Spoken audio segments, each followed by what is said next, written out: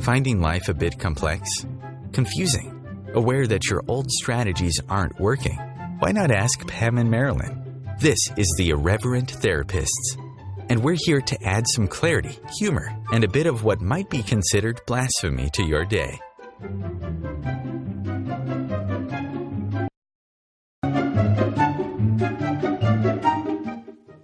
Welcome, everybody, to The Irreverent Therapist. I am Pam Hoteline, and with me, of course, is Marilyn Bradford. Hey, Marilyn. Hey, yippee, another call, another show. So today we're going to be talking about jumping off the cliff. So I'm going to read our little blurb to you. Does this sound familiar to you? Yes, I really do want to change, but what's it going to look like? Exactly what steps will I be taking? When and where and how will all of this take place? Well, this may come as a surprise, but that's not asking for real change. It's more like asking for a different colored shirt. Real change that can turn your life upside down while propelling you into something beyond your wildest dreams requires a different approach. It's the willingness to jump off the cliff when you know that's what you need to do. You may have no idea if there's a net there, or someone will catch you, or you'll land in a completely unfamiliar place, but you know you have to jump. So what if jumping off the cliff, what could that be like for you? And is it time for real change in your life? So Marilyn, I think this is a very appropriate topic for today. You think? Both Marilyn and I have been going through just a little bit of change. Just like an enormous amount of change. So that's what we're going to talk about today is, so one of the things that makes me think of Marilyn is, so often people are very resistant to change. Yes. I was actually talking with somebody just yesterday who, the fact that he could articulate this was awesome, but he was saying he really likes to control everything around him, and he kind of tries to be what everyone wants him to be so that no one will get upset or mad, and things won't change. And so as I was working with him, I was asking questions and looking at, can you actually really control everything? And if change is so hard, really the world is all about change. So anyway, we're going to be talking about that today. Yeah, I was thinking about that before even getting to what jumping off the cliff is addressing this idea or this resistance to change that so many people have. And I did a call once, I can't even remember what it was, but we were talking about change. And I was just asking them to sort of free associate, what does change mean to you? And one person said death. Yeah. And what I realized, and we chatted on about that, was that people tend to think of it as death of the old. They're going to lose something precious rather than possibilities of the new.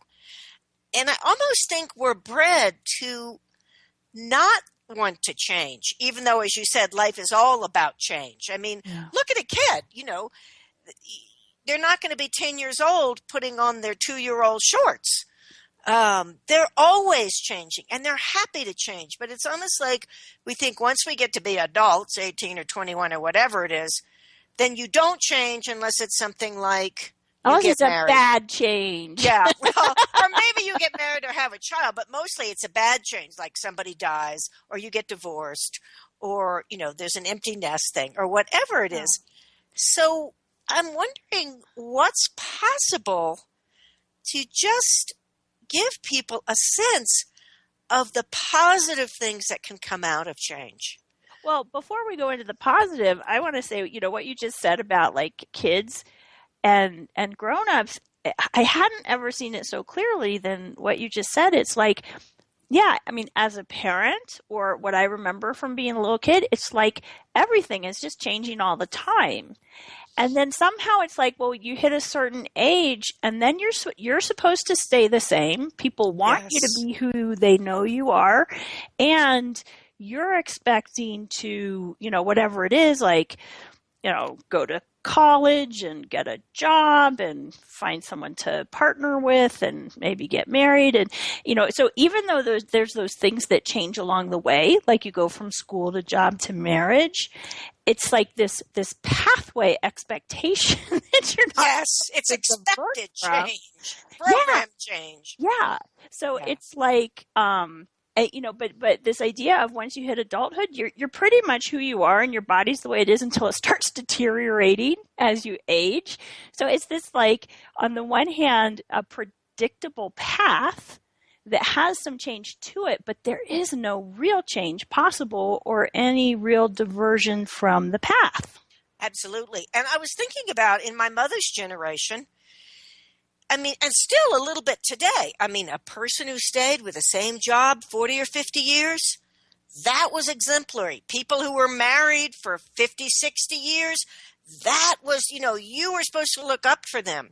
People who stayed in their same hometown, and never ventured beyond state lines. Yeah.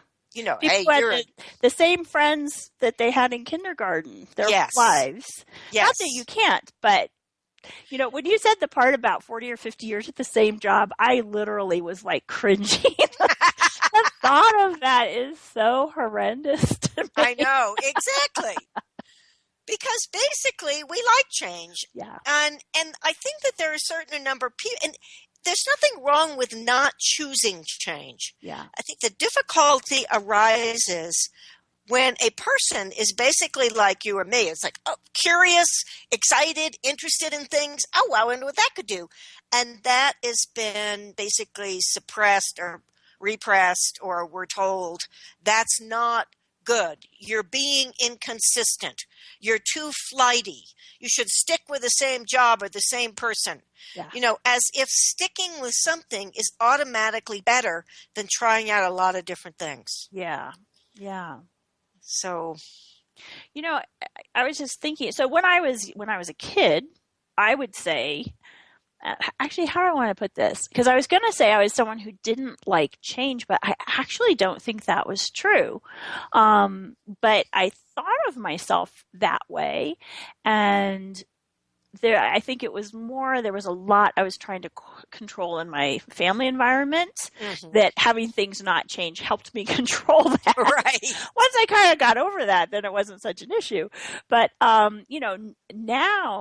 I so embrace there's so many possibilities and I can just choose. So I was just kind of sitting here looking back at it, and what made that different for me? And I think a big part of it has to do with some of what we talked about. I think it was our last show, about when I started knowing that I could create changes I was looking for and desiring in my life, rather than being the effect of whatever's going on. Because, if you feel like you're the effect of everything, then things changing, it's not you choosing, it's you're being, changes are happening around you or something. And I don't know, there's some kind of difference in that, at least that made a difference to me when I knew, hey, I can, I created what this is now. I can create something different. I can change it in ways that work for me. That then it's like, yeah, bring it on. Well, I think that's a really, really important point, Pam, because most people are taught that they can't affect much in the world. Yeah. And really, so that the changes, rather than the sense that we have, like, it's like, oh, what would I like to create today? What would I like to change? There's this sense of, I'm going to hold on by the tip, by white knuckling it, and hopefully not too much will change around me because I don't know if I'm going to be able to manage it or handle it. It's about, the difficulty is when it's about the outside world changing and you having a sense that you don't have any potency or power to make the changes you would like to make. And a lot of us come to that conclusion in childhood. Yeah. Maybe we have an alcoholic parent or, something like that. So we have this sense that we're kind of impotent and that change is bad and change is out of our control. And it's not something that we can actually facilitate for ourselves. Yeah. Yeah. Well, it's interesting because, my husband and I, we've been separated for 2 years, and just last week or the week before, we went on a vacation, the two of us and the kids, all to visit various relatives, and we all had a really great time, and everything went well between the four of us. And when we got home, so my daughter was then suddenly having a harder time with the fact that we're in two different houses. And so I was asking my son, how's that for him? And his thing was like, it's damn inconvenient. It's like, I'm at one house and I want something that's the other. But so there was no emotional angst to it. It was just inconvenient. And it was like, so for him, he was the one who's probably, it was hardest for when we made that change. And he looked at it as something outside of him, right? Because it was his parents deciding to separate. But at the same time, somehow he's come to a space of ease with that change. And I don't even know why I'm talking about that. Well, I think it's brilliant, because this illustrates in another way exactly what we've been talking about, which is I can only be happy if these other people change what they're doing. Yeah. That's why I was bringing it up. Yeah, because he used to say, I won't be happy till you guys are back together again. Yeah. Right? And now it's like, God, it's such a pain in the neck. I have to go back and forth, and I hate to pack things up. But no sense of he's not able to create what works for him within this. Right. Yeah. Whereas I think your daughter is more trying to, she likes to control things. Oh, control freak of magnitude. Control freak of magnitude, yeah. Takes after her mom. Yeah, exactly. We could do a whole show on control freaks of magnitude. So we're going to be going to a commercial break in just a moment here. And when we get back, we will be talking more about jumping off the cliff and how you can change.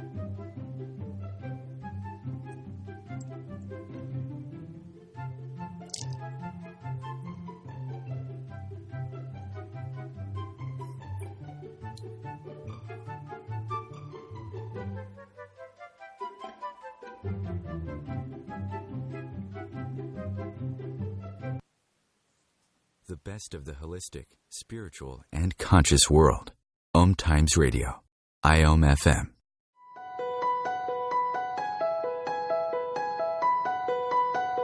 Hello, I'm Miriam Knight of New Consciousness Review, inviting you to my new show where I interview the rising stars of the conscious awakening.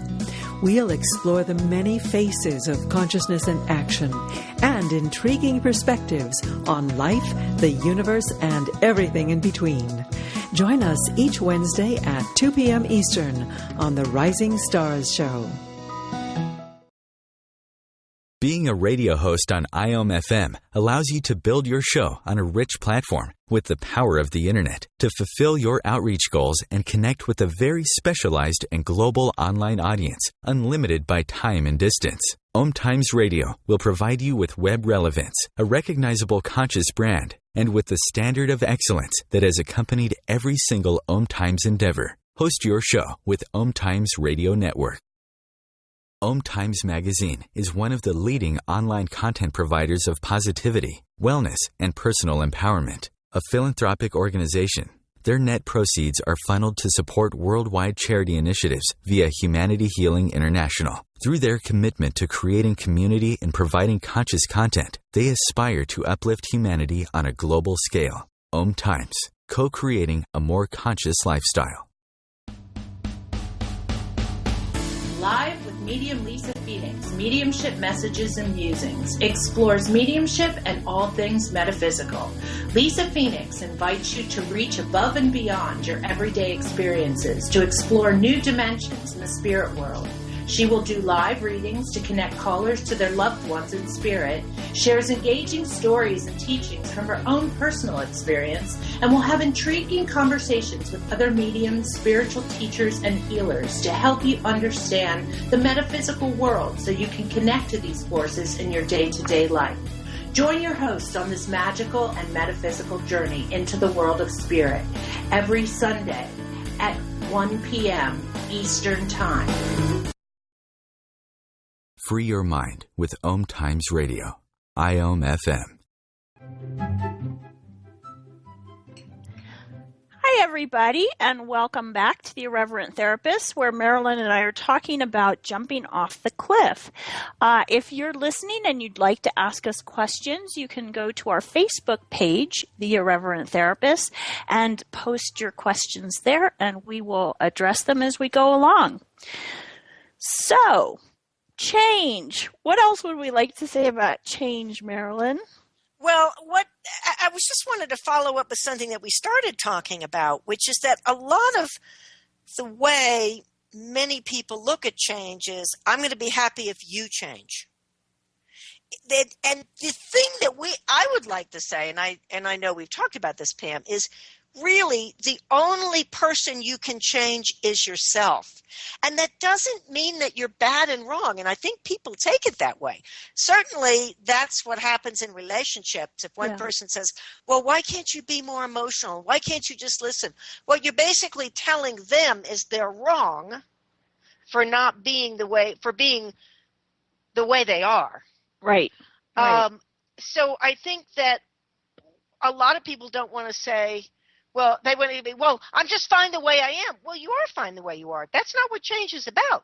Change is I'm great the way I am, and what else could I add to my life, and what else could I choose, and how much greater and more expansive and how much more fun could I have? And that's the kind of change we're talking about. I used to run a women's group, and when someone would come in and say, oh, I'm dating this new guy, they were mostly younger women. We'd all say, is he a project? And we had a rule. No projects. One, for practical reasons, because if you have a project and you actually get him to change, you get him all fixed up, he's not going to want to have anything to do with you. You were just the remodeler. He's going to look for somebody else. But also because it's highly disrespectful, Sorry, I interrupted. Go ahead. No, I was just going to say, it's not kind to ask another person to change. Yeah. That doesn't mean you can't state your preferences, but look at the way, so let's just take, and I don't mean to take necessarily your daughter, but let's take a child that says they don't want their parents to divorce.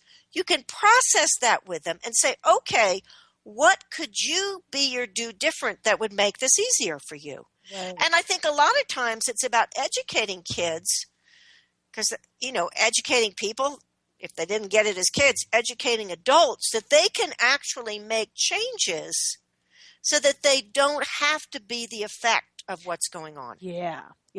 Oh, I think that is so true. And, something in what you were talking about, what it made me think of is so often people, it's almost like, life's not so great, but it's tolerable. Yes, It might get worse. And so people aren't willing to take the risk to try something new or different or change things to create something greater because, well, what if it gets worse? At least this I know I can manage. Yes. And it's so nice and heavy. The blah is known. Yes. What gets worse than the blah? Yes. Yeah. And so whether it's like you were talking about in a relationship where you're looking for someone to change, it's like, well, this relationship isn't working for me, but at least it's okay. And if I rock the boat, it might get worse. Or, at a job, I don't really like my job, but if I try to make changes, what if I can't find another job? Or what if they fire me? Or, it's like the negative what ifs are kind of endless. And I think a lot of that comes from this sense of not being able to create. I was doing this call called Clearing the Commitments to Poverty. And I was talking about one of the greatest poverties is depending on outside circumstances because you don't believe that you can create more if something goes awry. Yeah. Well, and, we were talking earlier about what makes, like, what makes someone actually choose change and choose to jump off the cliff. And for me, it's that knowing that I can create. I mean, I remember, because, like many people, I used to have a lot of worries and concerns about money. And when I started using the tools that Marilyn and I use that are from Access Consciousness, it's like the first thing that started to change was my point of view about money. And I stopped worrying about it, and I started having fun. And my husband did too. It was like, instead of getting into arguments about the budget, we'd just be like, okay, how much fun can we have playing with money and coming up with a budget and trying it and seeing it and see what happens? And, so that changed first, but it was like a huge aha for me when we took our kids to the orthodontist, because they both needed them at the same time. And the orthodontist well, we try to pace things so that, when they're siblings, they're not all in here at once, but that they both need it right now. And I think it was something like $10,000 was what the orthodontist was going to be. And I was just like, no problem. I can create that. Cool. So, for the first time, it wasn't, oh no, how are we going to have this money? I don't know how I was going to create it. I didn't know what that would look like, but there was absolutely no doubt in me that I have what it takes to create it. Yes, and you said something there that's so key, Pam. You said you started having fun. Yes. It's almost impossible to truly create without having fun. Yes. Yes. And we tend to make everything, particularly money, but all kinds of things, so serious, as if the denser it is, the more drama it is, the more important it is, when actually all you're doing is basically solidifying yourself into cement and making sure that nothing can change. I think we have a show next week called What If You Get Rid of Serious? Yes. Come back next week. for more on that part of the discussion. But truly, it's the willingness to have fun with things and be joyful. And I mean anything. There was a time when I got really sick this past, I can't even remember when it was. Wasn't January, but anyway, maybe it was I think it was October or November, but anyway. And I knew I was really sick. I mean, I was too sick to get in the car and go to the urgent care system. Yeah, when you told me you were too sick to go to the emergency room, I was like, okay, that's pretty darn bad. But I did a little trauma drama about it, and then I went, okay, what's right about this I'm not getting, and how much fun could I have with this? And I was like, oh, I can probably crawl over and build a fire, and I got a freezer full of foods I can microwave and some books. And what if I just relaxed and totally didn't judge myself for not doing anything? And it really made a difference. And I think that's one of the things that actually allowed me to begin to make the physical changes. If I'd been fighting it and getting angry and making it truly significant, just that energy, it would have held on a lot longer. So a real key to change is the willingness to have fun with whatever is and to ask questions, because we're always about asking questions. Yeah. Always we're asking questions. Well, and what you were just talking about, what it made me think of too is it's like part of what makes change and choosing something different and adding new things to my life, part of what makes that easier now is I don't have a point of view about it and what it, because if you have a point of view of, okay, like we said in our thing, I am going to make a change and my change is going to occur exactly like this. And I've outlined all the steps and everything has to go exactly along that path. So I know my change is going to be a good change, not a problem, and not create anything bad. Okay, so how fun does that sound? Oh, it sounds like taking a test, or at least studying for a test. Yeah. Well, and it's setting yourself up for, because chances are things are not going to go quite to plan, right? They never do. So, each step of the way that doesn't go along with your plan, you're ready to go into the trauma drama of, oh no, this is not working. I shouldn't have made this choice. This was a terrible choice. All these things. If instead you're like, hey, whatever it takes, I'm changing this.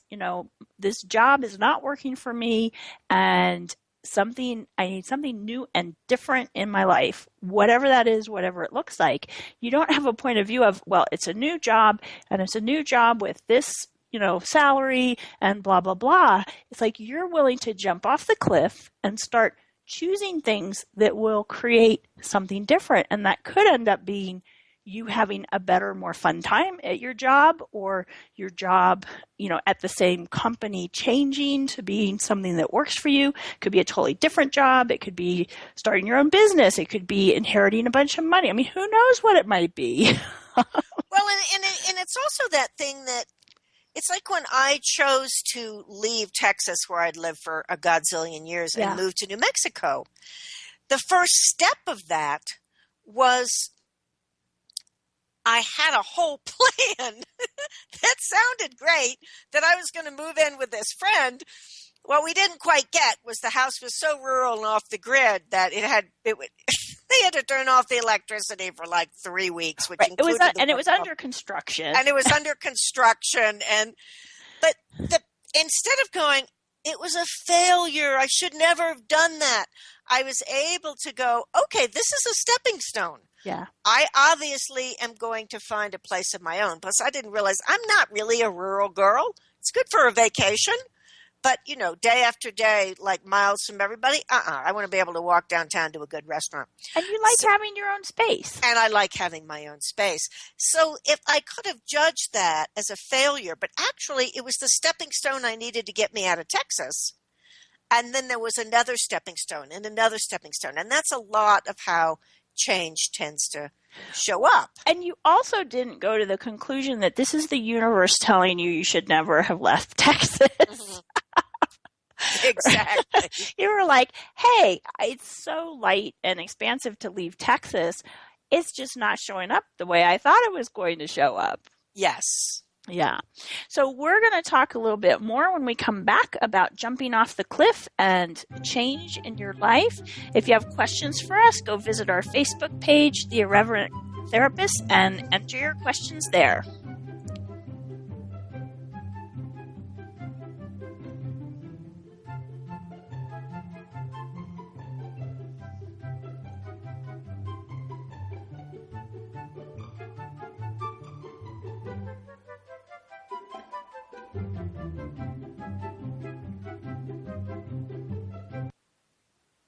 Bringing you the best of the conscious minds in the world.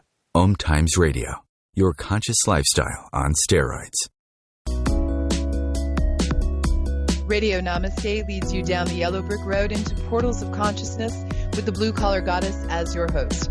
Interviews with humans who could be famous or just popular, and answers to everything are on the agenda. Tune into OMTimes Radio and drop in on Thursdays at 3 Eastern. It's a different brand of enlightenment. Host your show on IOM-FM, the radio network of OMTimes Media, one of the more recognized brand names in the conscious community, and is backed by the extensive marketing reach of OMTimes. Hosting a show on IOM-FM immediately connects you with our extensive dedicated community. What if business could be fun? What if business is the adventure of living? What are you choosing? Where do you do business that makes it easier, more fun, or more joyful for you?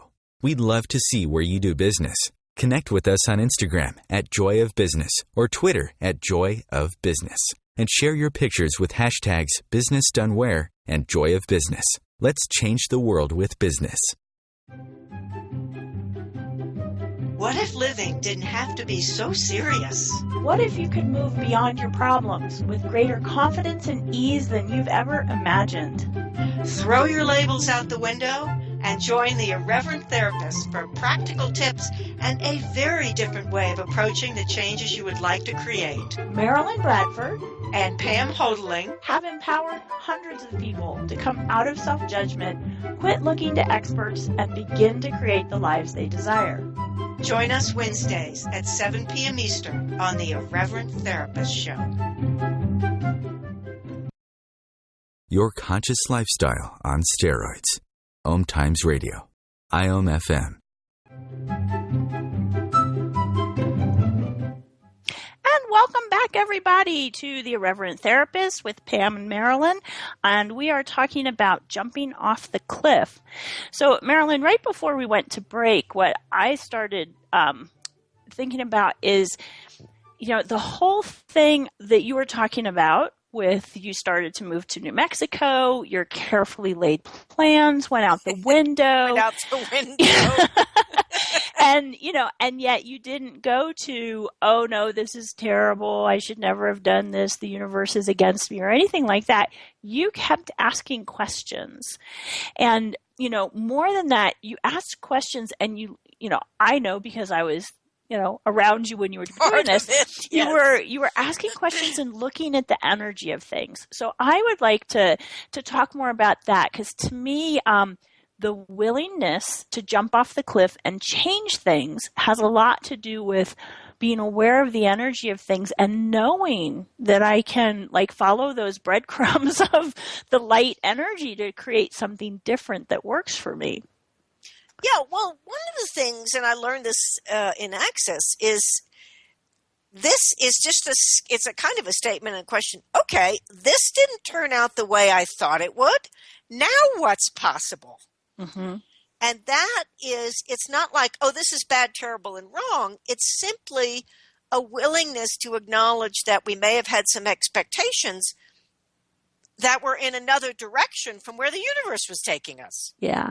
And I just want to jump in and point out, because what you just said, it's like there was no judgment in it, right? So this isn't what I was expecting, or this isn't, creating the way I thought it would. There's no judgment there of the way it's showing up is wrong or bad or a problem. It's just different. It's different than what you were expecting. Yeah, and I did something similar to you with the orthodontist, which was here I was in Santa Fe in the height of the high season, where crummy motel rooms go for $150 a night. And I tried that, and my buddy was like, we ain't doing that. We are not staying out there in this disinfected, weird room. So I was staying. I'm like, okay, universe, show me the money, please. And I did get some more clients because I was basically staying in rooms that were generally $200 a night for more or less 6 weeks. It was a fair chunk of change.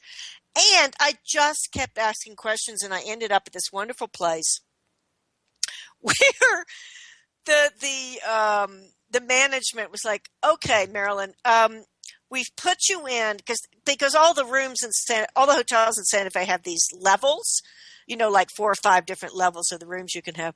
We've put you in the least expensive room and upgraded you to a suite. And they were just so nice, and they would do things like, I'm just going to book you in for 8 days. If you need to leave earlier, just let us know as soon as you can. They were so kind. And what I realized was my willingness to not freak out, which tends to lead people to, I have to have a cheap rate or this or that or whatever, but to say, okay, guys, here's what I'm doing, and it's kind of nuts, but I'm looking for a place to live. And I need a room, and I was doing a little bit of traveling, but I need a room for the next 8 days or 10 days, or I'm coming back, in 5 days, and could you book me something, please? And I remember even calling from the airport and saying, I can't remember exactly what got created, but I had to come back. Something was really wonky, and I said, look, I'm at the airport. It was 9:00 in the morning. Do you have anything I could move into? They're like, sure, we'll figure out something for you, honey. Yeah. And it's that, the more you are vulnerable, and that's a lot of what it takes to jump off the cliff. Here I am. Here's what's going on. Not in a drama way, but universe, show me what's possible. Yeah. Show me something beautiful. Show me where to go next. Who do I call? What's up? And it's that stepping into being the question. and that allows the jumping off the cliff. I mean, jumping off the cliff seems like one big thing, but in a way, it's kind of like spelunking down. It's like, you hit I'm the like, tree. what image can we come up with that isn't like, but it's like you're jumping off the cliff, and first there's this one cloud to support you, and then there's another cloud, and they keep changing, and gradually you're getting your way to the bottom very smoothly and easily. Yeah. Well, the other part of what you were just talking about, Marilyn, is you were willing to receive from the universe. You weren't like, oh my gosh, I've got to figure this out. I've got to think of everything. I've got to come up with a new plan. You're like, universe, hey, what's possible here? Like you said, who can I talk to? Where can I go? And you were willing to receive, the kindness from people. You were willing to, if you were like, well, I've got to stand on my own 2 feet and I'm going to handle this, would the hotel managers have bent over backwards to help you? No, not at all. But you were willing to be, like you said, be vulnerable and receive the contribution that people were willing to be, like you came and stayed with me for a week at one point. Awesome. It's like you were willing to stay in the question, look at the energy of things, know that you could create something that worked for you, and that you weren't, that you didn't have to, you could have said, okay, I've got to go find some bargain apartment. Doesn't matter where it is as long as I've got a roof over my head. You were willing to keep asking questions until you created, knowing that you would create something that really worked for you. Yes. And I think another part of this is I never went to pathetic and I never went to desperate. Yeah. And those are 2 energies that are pretty sure to shut down any possibilities. I was just laughing about it. I'm like, I hope I find a place soon. What else is possible here, universe? And in the meantime, I ate a lot of fruit and bread and cheese and salami, in my room. Because if you add the price of eating out 2 or 3 meals a day, it adds up quite a bit. Yeah. But it all worked out. It all worked out. And I have a place that's just perfect for me right now. Will I change it? Yeah. At some point. Yeah. Well, and the thing is, it's like it worked out. It worked out could have shown up many different ways. Yes, exactly. Right? And I know you, and I know even if what ended up happening was you ended up in another city doing something totally different, that would also have been it worked out, because you're not going to judgment about what the end result has to be for it to be okay or a success or anything. It's that process of continually creating. Because if you're continually creating, you can always create something different. Yes, exactly. And you can always be in the question, and more will show up and more will change. And it is that willingness to be like, it's almost, Pam, I was thinking about this. It's almost like wonder. Mm-hmm. Wow, I wonder what's going to happen today. Yeah. And it's also that, I wonder what I could create today. Yeah. Well, and because when you're, like I've been writing down some of these things, we could call them keys to change, but the no judgment, being vulnerable, receiving, asking questions, not freaking out, all these things. It's like when you, for me, when I'm willing to choose to change things with no point of view about it and how it's going to end up, and just keep asking questions and following the energy and all of that, it's like I don't have a preconceived idea of where I'm going. So I don't have a preconceived idea limiting what I can create. Yes. That's awesome. Yes. Yeah. Whenever I've jumped off the cliff to create something different, it has always been greater, grander, more fun, and more expansive than I ever imagined.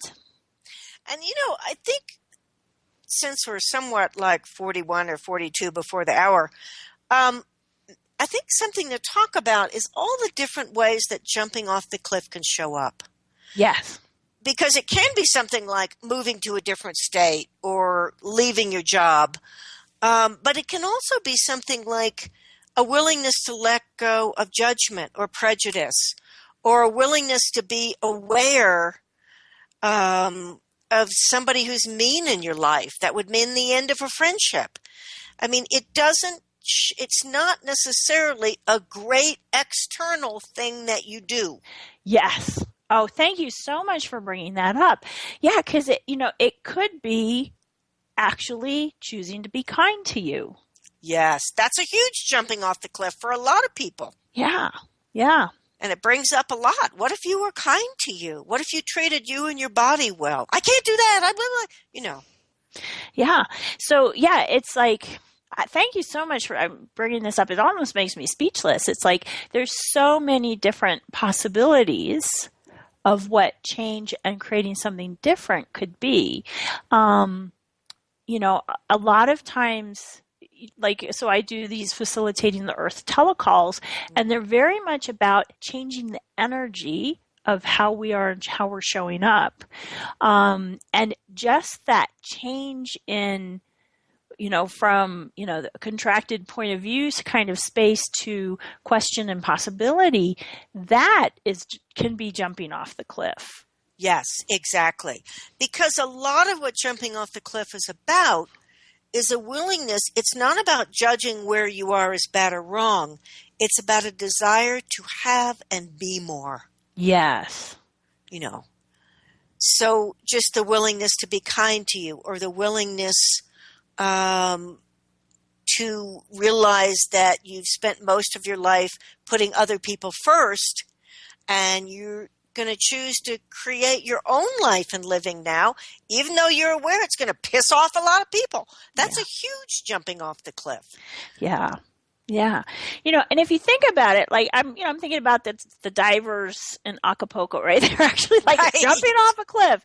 It's like, you don't really know how you're going to land or where you're going to land, or, you can if you can see the bottom, but say you can't see the bottom, it's like, it's trusting you. It's trusting that that no matter what, you're choosing change. It's trusting that you can create something different, that you're not stuck with wherever you land. You can always ask more questions, choose again and choose again and choose again, which is what you described so beautifully about your move to Santa Fe. You just kept choosing, little choices every day that created something greater for you in your living.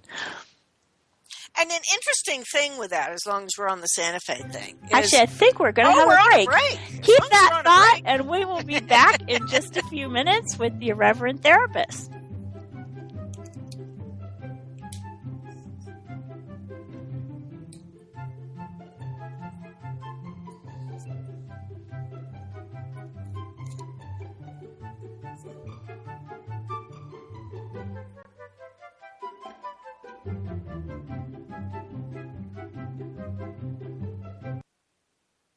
The cutting edge of conscious radio. OMTimes Radio. IOM FM.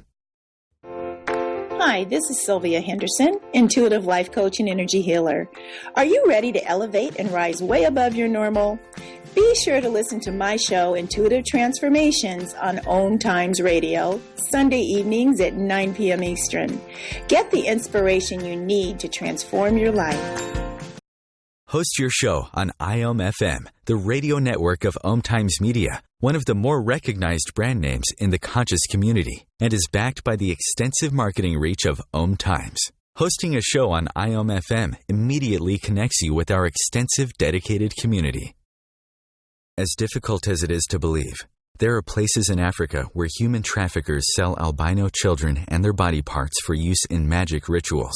Humanity Healing International is actively working in Uganda to change this paradigm. The Albino Rescue Project finds albino children who are at risk and places them in safe schools and environments where they can learn and grow free from fear. To learn more or to sponsor a child, visit humanityhealing.org. Humanity Healing is where your heart is. Welcome to The Gathering Around My Kitchen Table on Equilarium FM, Wednesdays at 1 p.m. Eastern Standard Time. Join my guests as we integrate spirituality into everyday reality with vibrant conversations, inspired interviews, and my latest channeled guidance. to inspire and brighten your day. I'm Claire Johnson, and together we'll be raising vibrations across the nations. The future of Internet radio is here. OMTimes Radio. IOM FM.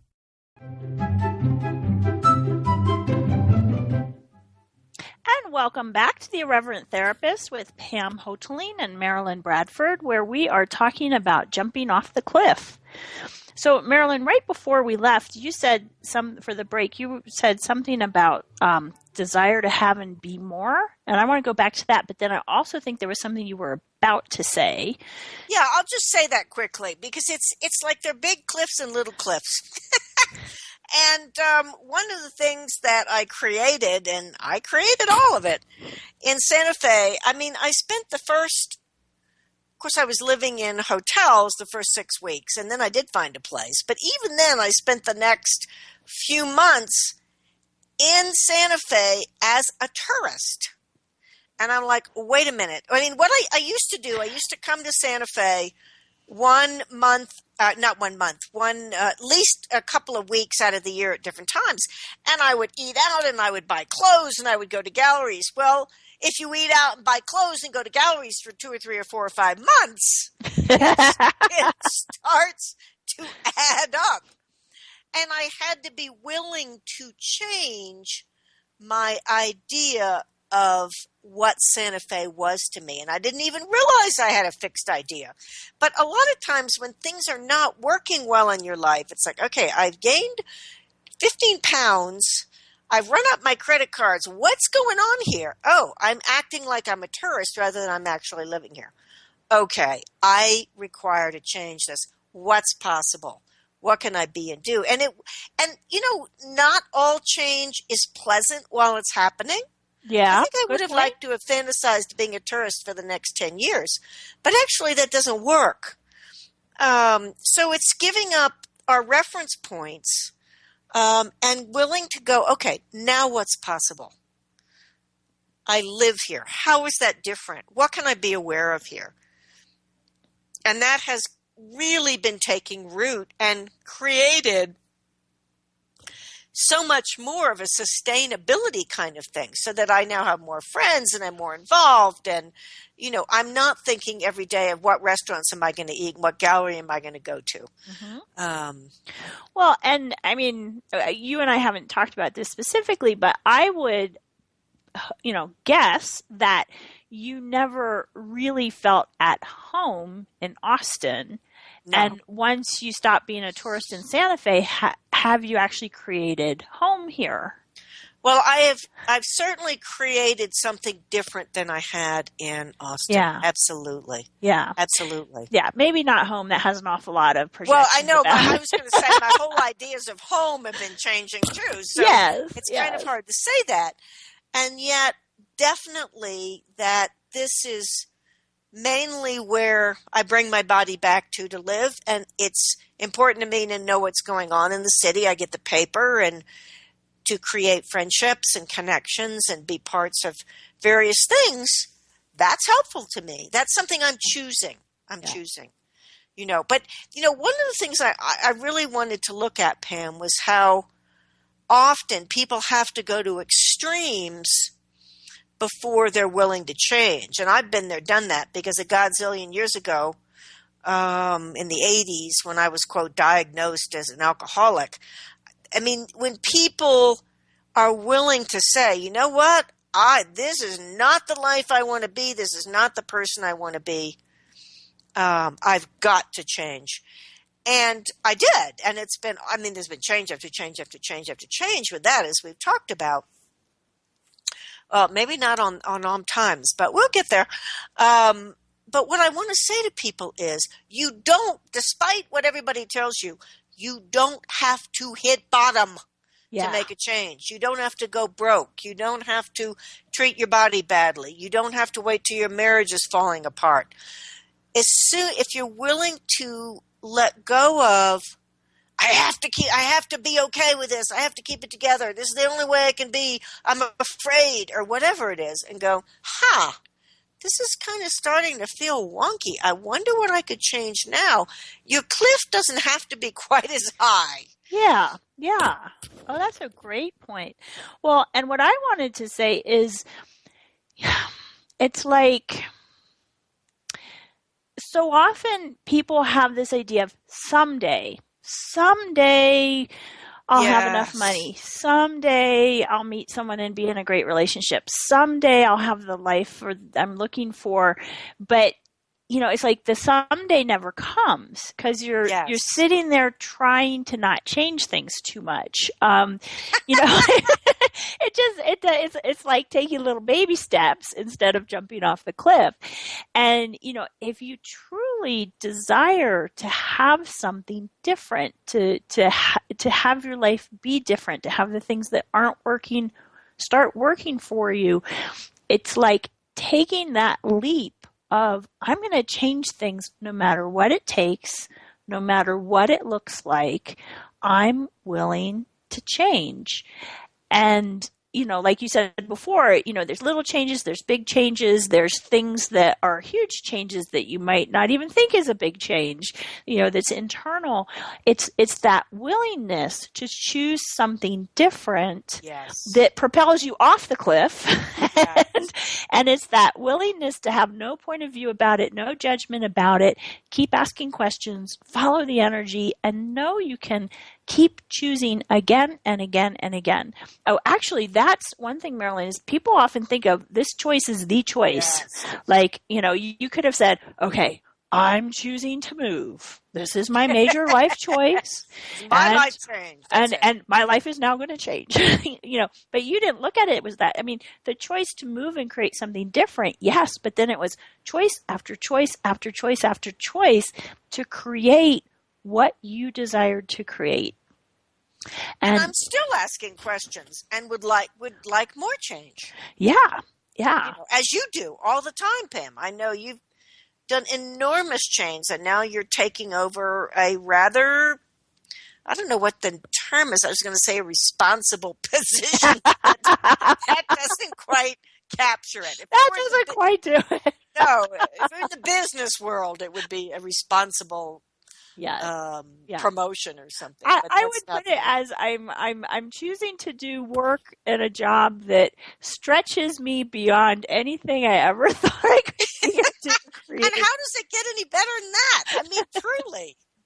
But that's actually a great example because, if I was sitting around saying, well, I only want to do something that I know I can do well so that I have people's approval and people think of me and I can think of me as doing a good job and all that kind of stuff, I would, most of the different jobs and things that I've done to create money in my life, I would not be able to do. And it's that willingness to choose something that is greater than anything I've thought before that was possible, that has allowed me to do one thing after another that I love doing and that creates for me and creates for the world. And I'm not at a 40 to 50 year job being bored. No, you're not. And how could you be with choosing and changing and choosing and changing more and choosing what's challenging? Yeah. There is one other element that I really do want to bring up, and that is with all of what we've been talking about, jumping off the cliff, there's actually a practical part to it. Mm-hmm. Which is to say, I didn't leave Texas until I was aware that I had enough of my business on the internet and away from a